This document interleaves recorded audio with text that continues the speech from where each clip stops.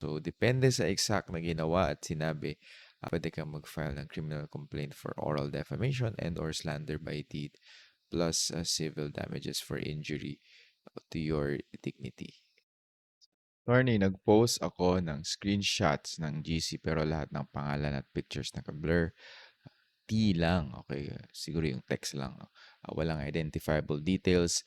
Pwede pa rin ba akong balikan under the Data Privacy Act? At least no, alam niya yung batas, no, mayroong batas.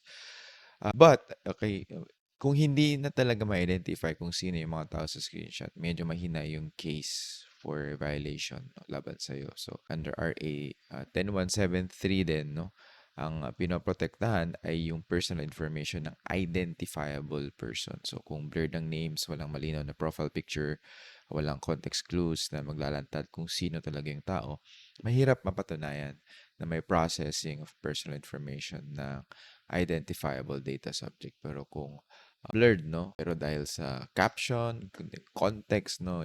Or ibang post mo, ay halata pa rin kung sino ang tinutukoy mo, pwedeng ma-argue ng complainant na identifiable siya directly or indirectly. So, dun yung risk. Okay, we have another question. Attorney, hindi naman ako nagmura online pero pang-asar lang paulit-ulit para lang mairita yung ex ko. Wala bang kaso yan? Banter lang. Okay, banter, no?